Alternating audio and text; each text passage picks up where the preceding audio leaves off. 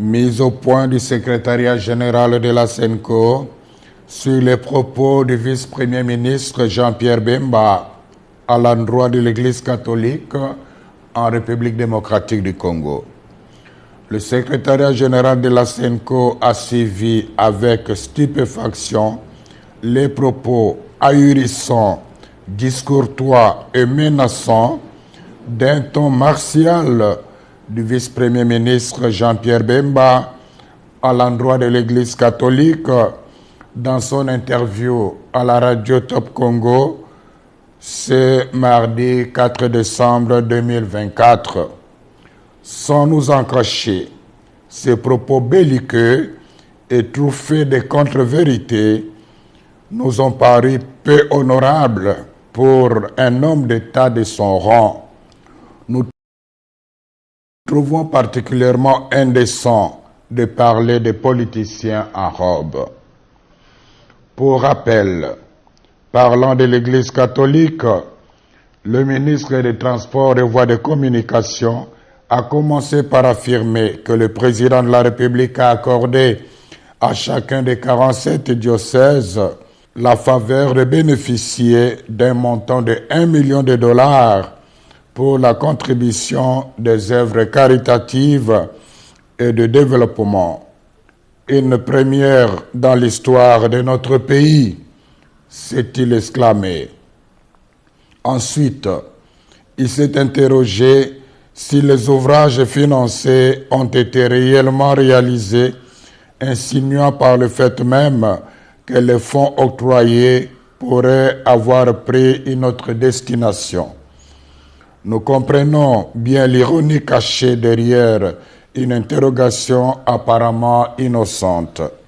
Nous déplorons cette sortie médiatique émaillée d'allusions, d'attaques et de procès d'intention contre l'Église catholique en République démocratique du Congo. Nous sommes affligés de constater que M. Bemba ne maîtrise pas les dossiers des projets financés par le Trésor public à la demande du chef de l'État. Au nom de la sagesse élémentaire, il aurait intérêt à s'informer davantage avant de prendre publiquement la parole. Revenons aux faits.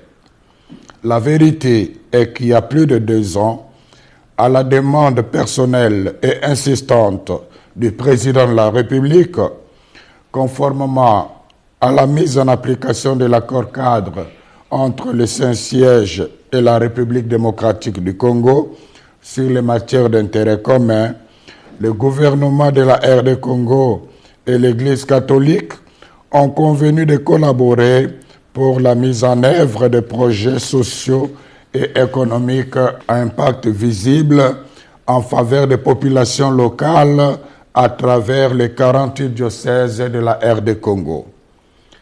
Sans jamais avoir été demanderesse, et surtout dans le souci de rendre service à la population, de bonne foi, l'Église s'est engagée.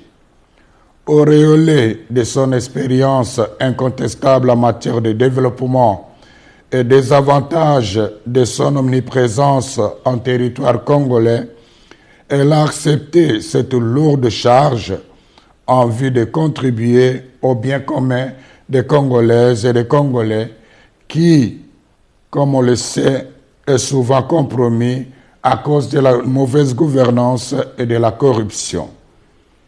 Signalons toutefois que, pour des raisons pertinentes, largement compréhensibles, l'archidiocèse de Kinshasa s'est abstenu d'accéder au fonds.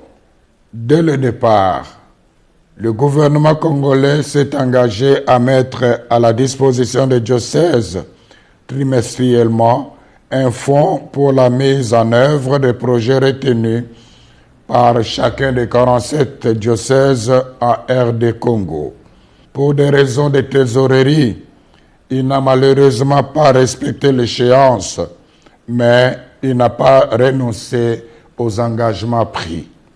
À ce jour, plus de 2 ans après cet accord, seulement 2 tranches de $300 000 ont été données La première en 2022 et la deuxième en 2023, soit 600 000 $ par diocèse. Tous les diocèses se sont mis à l'œuvre.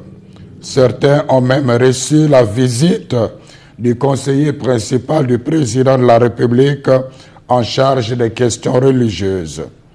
De toute manière, un rapport en bonne et due forme des œuvres réalisées avec des images à l'appui a été remis à main propre au chef de l'État.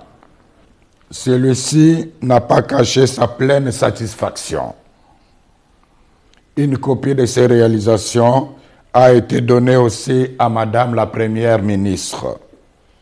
Par souci de loyauté et de transparence, en collaboration avec la presse de la présidence de la République, le secrétariat général de la SENCO a réalisé une émission sur le travail accompli.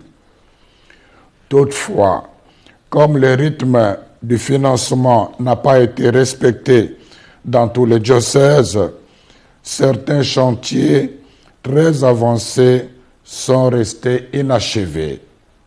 À ce jour, une autre tranche de 300 000 $ a été annoncée et permettra de continuer l'exécution des projets réalisés avec beaucoup de sacrifices en dépit d'énormes difficultés de transaction et de transport. Quant à nous, sans faux fuyant, nous sommes prêts à recevoir l'IGF pour vérifier toute la comptabilité.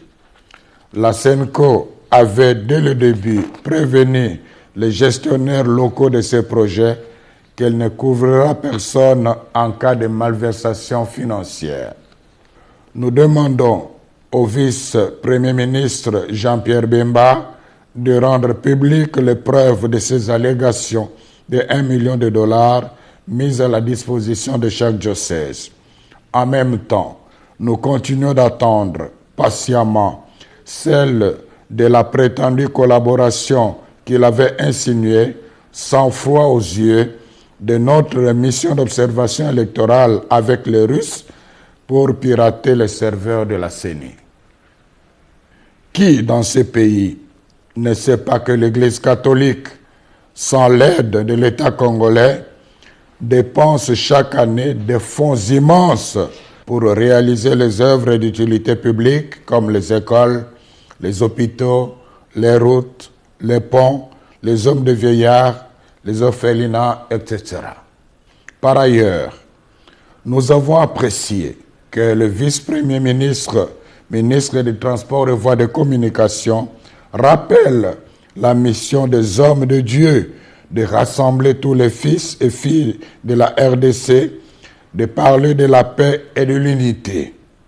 La question fondamentale est celle de savoir comment lui et ses alliés ont-ils accueilli les multiples appels de la SENCO ces dernières années au respect des principes démocratiques et des droits de l'homme, à la transparence du processus électoral et à l'organisation des concertations des représentants des forces politiques et de la société civile afin de renforcer la cohésion nationale et d'affronter ensemble les défis sécuritaires.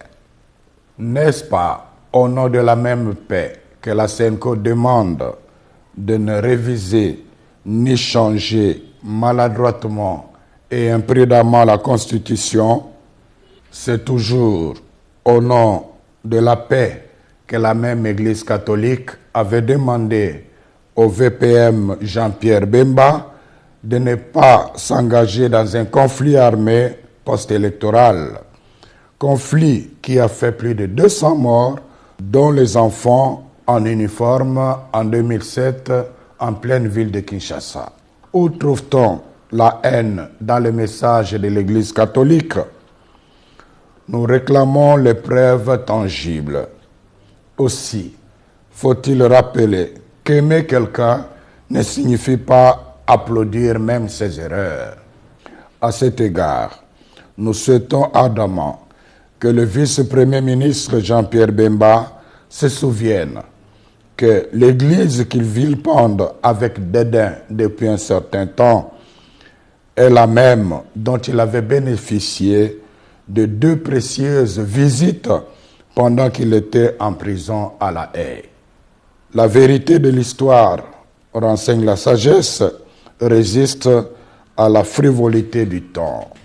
La SENCO remercie les gouvernants, particulièrement le président de la République, d'avoir fait confiance à l'Église catholique en demandant au gouvernement de lui octroyer les moyens financiers lui permettant de réaliser les œuvres sociales à impact visible jusque dans le coin le plus reculé du pays.